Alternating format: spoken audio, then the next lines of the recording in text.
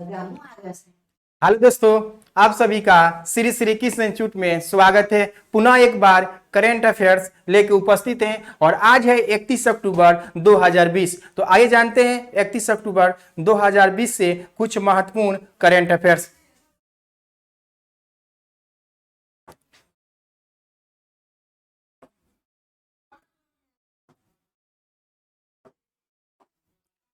तो पहला प्रश्न है कि राष्ट्रीय एकता दिवस प्रति वर्ष आयोजित किया जाता है। तो राष्ट्रीय एकता दिवस प्रति वर्ष आयोजित किया जाता है 31 अक्टूबर को। 31 अक्टूबर को ये आयोजित किया जाता है क्योंकि 31 अक्टूबर 1875 ईस्वी में सरदार वल्लभ भाई पटेल के जन्म हुआ था 31 अक्टूबर 1875 ईस्वी को, जिन्हें हम लोग आयरन मैन ऑफ इंडिया के नाम से जानते हैं। इन्हें हम किसके नाम से जानते हैं? तो आयरन मैन ऑफ इंडिया के नाम से जानते हैं। और इन्हीं के सम्मान में आपको 2014 से ये राष्ट्रीय एकता दिवस मनाने की शुरुआत किया गया, क्योंकि ये भारत के में जो स्वतंत्रता के बाद जो देशी रियासत था, जो भारत से अलग रहना चाहता था, उस सब को भारत में मिलाने का काम किया, यानी विलय करने का काम किए, यानी एकीकरण करने का काम किए। और ये भारतीय एकता के प्रतीक चिन्ह के रूप में प्रतीक थे, जिसके कारण ये राष्ट्रीय एकता दिवस मनाया जाता है 31 अक्टूबर को। और ये भारत के बिस्मार्क भी इन्हें कहा जाता है। इन्हें क्या कहा जाता है? भारत का बिस्मार्क कहा जाता है। तो 31 अक्टूबर को 1875 में इनका जन्म होता है और इन्हीं के सम्मान में मनाया जाता है। और ये बात यह है कि विश्व का सबसे ऊंची जो मूर्ति बनाई गई है स्टैचू ऑफ यूनिटी। तो स्टैचू ऑफ यूनिटी जो है वो विश्व की सबसे ऊंची मूर्ति है, जो 182 मीटर है। वो 182 मीटर है। ये इन्हीं के प्रतिमा को बनाया गया है। आपको साधु द्वीप आपको नर्मदा नदी के तट पर बनाया गया, जहां हाल ही में यानी आज ही के दिन हमारे प्रधानमंत्री श्री नरेंद्र मोदी के द्वारा यही साधु द्वीप के कवडिया से आपको समुद्री विमान सेवा यानी सी प्लेन की शुरुआत करेंगे 31 अक्टूबर को। और हमारे पूर्व प्रधानमंत्री श्रीमती इंदिरा गांधी को हम लोग आयरन लेडी के नाम से जानते हैं। क्या किन नाम से जानते हैं? आयरन लेडी के नाम से जानते हैं। ये हमारे पूर्व प्रधानमंत्री हैं, जबकि आयरन मैन हम कहा जाता है सरदार वल्लभ भाई पटेल को, आयरन लेडी कहा जाता है श्रीमती इंदिरा गांधी। इनका भी मृत्यु जो हुआ था वो 31 अक्टूबर 1984 ईस्वी को हुआ था। यानी 31 अक्टूबर 1984 ईस्वी में बलवंत और सुमंत जो इनके बॉडीगार्ड थे, जिनके द्वारा इनकी हत्या कर दिया गया था, ये इंदिरा गांधी की, इनकी भी मृत्यु हुई थी 31 अक्टूबर 1984 ईस्वी को। और इनका जन्म हुआ था 19 नवंबर 1917 ईस्वी में। और ये भारत की आयरन लेडी के नाम से जानी जाती हैं। तो आइए देखते हैं अगला प्रश्न। देखिए अगला प्रश्न है कि किस राज्य सरकार ने छात्रवृत्ति पोर्टल और शुभ मंगल यानी शुभ मंगल कहने का मतलब शुभ कार्यों के लिए, तो अंतरजातीय विवाह को बढ़ावा देने के लिए, प्रोत्साहन देने के लिए शुभ मंगलन पोर्टल लॉन्च किया गया है। अंतरजातीय विवाह प्रोत्साहन के लिए इसमें 1 लाख से लेके आपको 2.5 लाख तक आपको सरकार के द्वारा सुविधा दी जाएगी। और ये एक ही बार मिलेगा, बार बार विवाह करने से नहीं मिलता है। तो अंतर्राष्ट्रीय विवाह को प्रोत्साहन देने के लिए शुभ मंगलम पोर्टल लॉन्च किया गया है उड़ीसा की सरकार के द्वारा।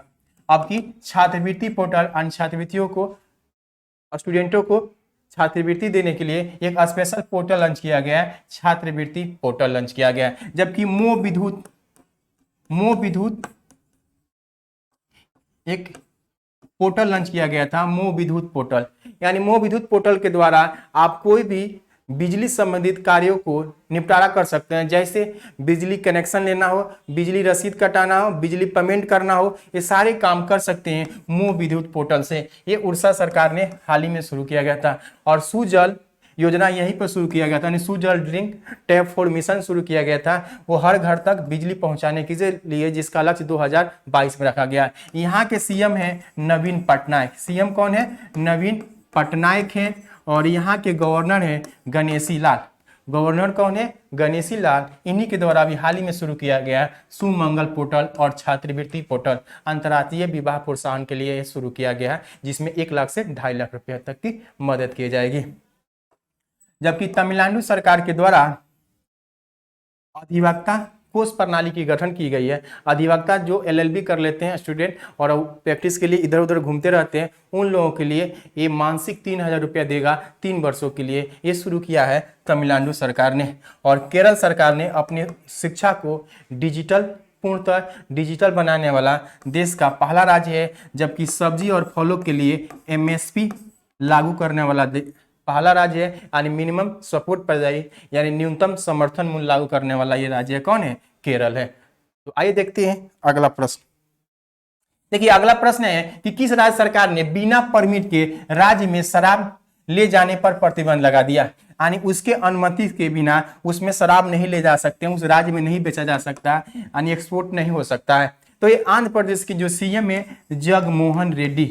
कौन है? जगमोहन रेड्डी के द्वारा ये अधिसूचना जारी किया गया है कि सरकार की अनुमति के बिना आप शराब राज्य में नहीं ले जा सकते, इसको प्रतिबंध किया गया। हाल ही में आंध्र प्रदेश के कुर्नूल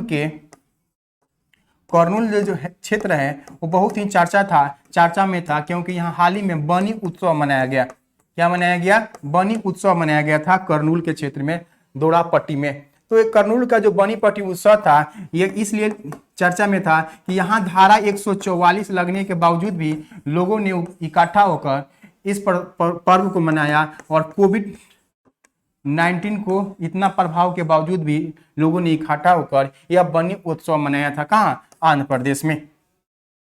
जबकि पंजाब से याद रखेंगे, पंजाब सरकार हाल ही में अपने विधानसभा से कृषि बिल के खिलाफ क्या किया है? एक विधेयक प्रस्तुत किया है और महिलाओं के लिए 33% रिजर्वेशन की व्यवस्था किया है। जम्मू कश्मीर जो एक केंद्र शासित राज्य बना है 31 अक्टूबर को, यानी 31 अक्टूबर 2019 को ये जम्मू कश्मीर एक केंद्र शासित प्रदेश के रूप में हो गया। और इसकी राजधानी कहाँ है? श्रीनगर। और इसके उपराज्यपाल जो हैं वो है मनोज सिन्हा। कौन है? Manoj Sinha.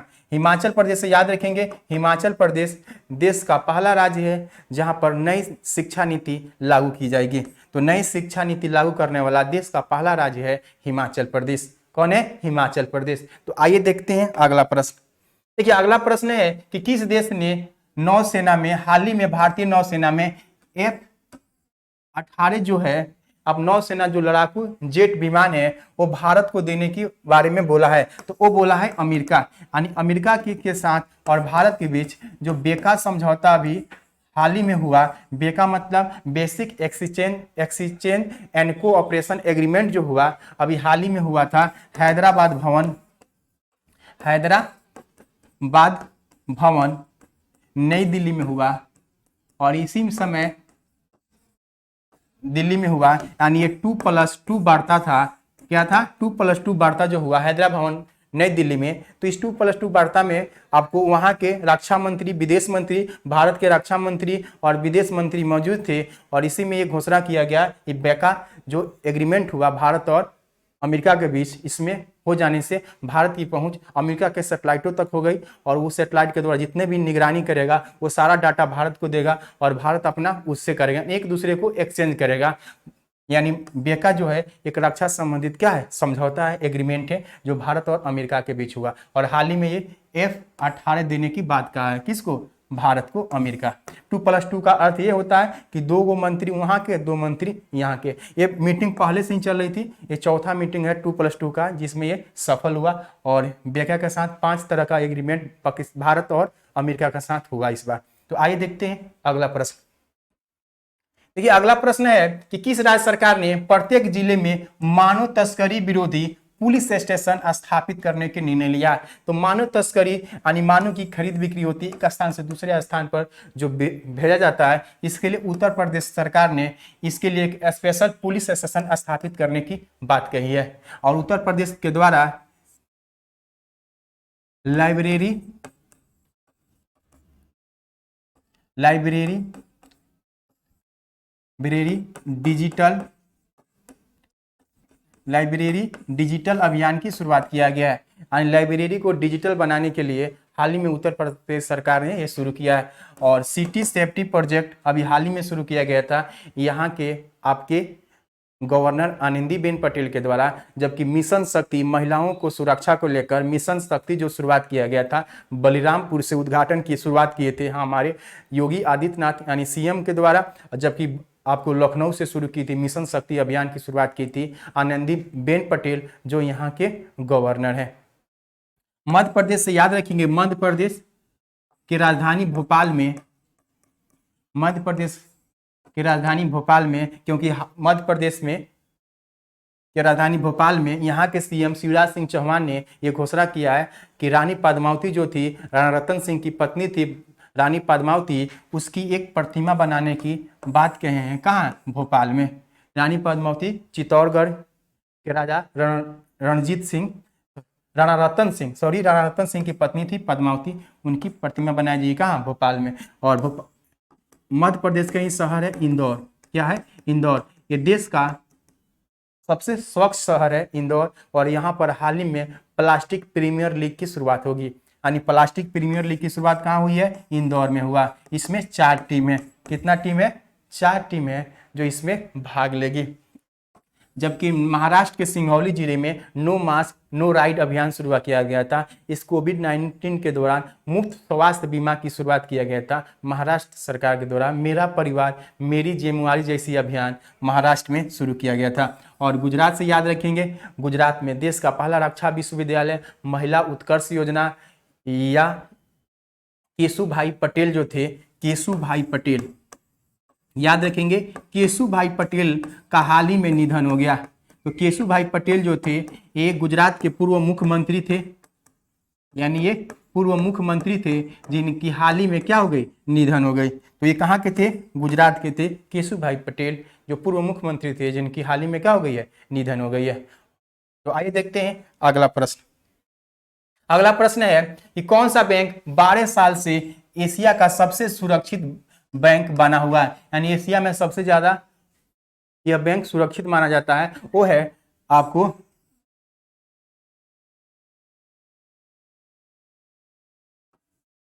Development bank of Singapore. क्या नाम है उसका? डेवलपमेंट बैंक ऑफ सिंगापुर है जो सबसे सुरक्षित बैंक माना जाता है। ये इसकी स्थापना हुई थी 1968 ईस्वी में और इसका हेडक्वार्टर जो है सिंगापुर में है। इसका हेडक्वार्टर कहाँ है? डीबीएस का सिंगापुर में है। इसके चीफ एग्जीक्यूटिव ऑफिसर जो हैं वो विनय गुप्ता है।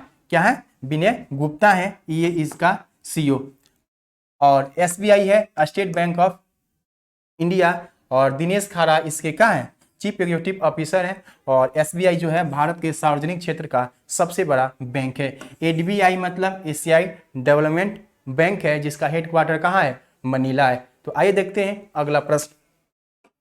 देखिए अगला प्रश्न है कि किसके स्तर को कम करने के लिए दिल्ली सरकार ने ग्रीन दिल्ली ऐप लॉन्च किया है? तो ये प्रदूषण को कम करने के लिए ये दिल्ली ग्रीन ऐप लॉन्च किया गया है। इसके अलावा यहाँ पर पौधारोपण नीति लागू किया गया था। पौधारोपण नीति लागू किया गया था। और पेड़ लगाओ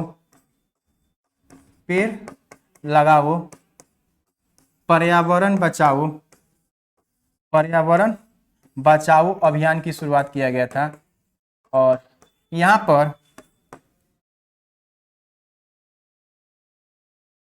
पर दिल्ली सरकार के द्वारा लोगों को जागरूक करने के लिए ग्रीन लाइट ऑन तो गाड़ी ऑफ जैसी अभियान की भी शुरुआत किया गया था। और दिल्ली के सीएम है अरविंद केजरीवाल और यहाँ के उपराज्यपाल हैं अनिल बैजल। तो आइए देखते हैं अगला प्रश्न।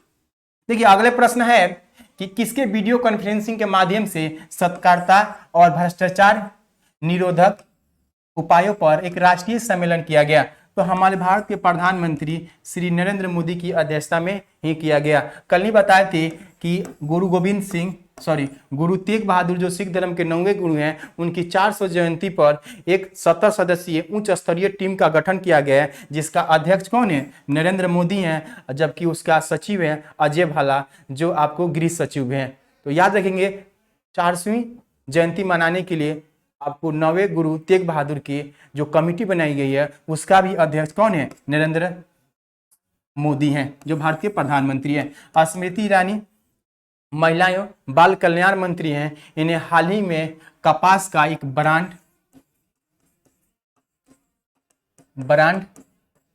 का लोगो लॉन्च की थी, जिसका नाम था कस्तूरी कपास। क्या नाम था? कस्तूरी कपास। ये कपड़ा मंत्री भी है, महिला एवं बाल विकास मंत्री भी है। नरेंद्र सिंह तोमर जो हैं वो कृषि एवं कल्याण मंत्री हैं, कृषि एवं कल्याण मंत्री हैं। इन्हीं के द्वारा 14 सितंबर से 24 सितंबर के बीच जो मानसून सत्र चला था संसद में, इन्हीं के द्वारा कृषि बिल संसद में प्रस्तुत किया गया था। जबकि पीयूष गोयल हैं, भारत के रेल मंत्री है और साथ ही सार्वजनिक उपभोक्ता एवं खाद्य वितरण मंत्री भी कौन है? पीयूष गोयल हैं।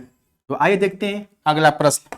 देखिए अगला प्रश्न है कि किस संस्थान ने UNA global climate action award 2020 से सम्मानित किया? तो इस किसे सम्मानित किया गया है? तो ग्लोबल हिमालय एक्सपीडिशन।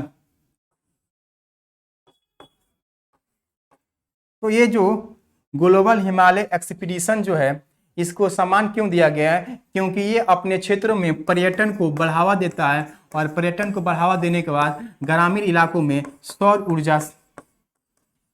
ऊर्जा के लिए एक काम करता है। यानी सौर ऊर्जा से संचालित ये सारे ग्रामीणों के लिए ये विद्युत का काम करता है। इन सौर ऊर्जा के द्वारा लाइट का प्रकाशन करवाता है। ग्रामीण इलाकों में सौर ऊर्जा संचालित ये सारा काम करवाता है कौन? Global Himalaya expedition. और इसीलिए ये अवार्ड दिया गया है, UNA global climate action award दिया गया है 2020 में। किसे दिया गया है? Global Himalaya expedition. याद रखिए यूएनओ जो है ये अपना 75वीं वर्षगांठ अभी हाल ही में मनाया है। अपनी 75वीं वर्षगांठ अभी हाल ही में मनाया है, क्योंकि इसकी स्थापना हुई थी 24 अक्टूबर 1945 ईस्वी में। इसलिए अपनी 2020 में ये अपना 75वीं वर्षगांठ मनाया। और इसका हेडक्वार्टर जो है वो आपको न्यूयॉर्क शहर में ही है। और इसका महासचिव हैं एंटोनियो गुतरेस। कौन है? Antonio Guterres. याद रखेंगे एंटोनियो गुतरेस जो है ये इसका क्या है? महासचिव है यूनाइटेड नेशन ऑर्गेनाइजेशन का। तो आइए देखते हैं अगला प्रश्न। देखिए अगला प्रश्न है कि डॉक्टर तुलसीदास चौघू अवार्ड 2020 में किससे सम्मानित किया गया? तो ये चिकित्सा के क्षेत्र में दिए जाने वाले एक अवार्ड है जो डॉक्टर सतीश मिश्रा को दिया गया है। एक वैज्ञानिक है डॉक्टर सतीश मिश्रा। इन्होंने मलेरिया के जीवन चक्र की खोज की है कि मलेरिया जो रोग होता है उसका जीवन चक्र कैसे होता है, शरीर में जो प्रवेश करता है। जो मलेरिया के परजीवी है प्लाज्मोडियम, क्या है? प्लाज्मोडियम जो परजीवी है वो शरीर में प्रवेश करने के बाद वो किस तरह काम करता है, इसी पर उन्होंने एक शोध किया है, जिसके कारण ये अवार्ड मिला है। तो मलेरिया के परजीवी के नाम क्या है? प्लाज्मोडियम। और मलेरिया आपको मादा एनफ्लीज मच्छर के काटने से होता है। मादा एनफ्लीज यानी मादा एनफ्लीज मच्छर के काटने से बीमारी होती है। और इसमें ठंड के साथ क्या होता है? बुखार लगता है। ठंड के साथ क्या लगता है? बुखार लगता है। तो इसीलिए इनको मिला है आपको डॉक्टर तुलसीदास चौघू अवार्ड। तो ये कुछ महत्वपूर्ण करेंट अफेयर्स था जिसके बारे में हमने चर्चा किया। मिलते हैं नेक्स्ट वीडियो में। Thank you.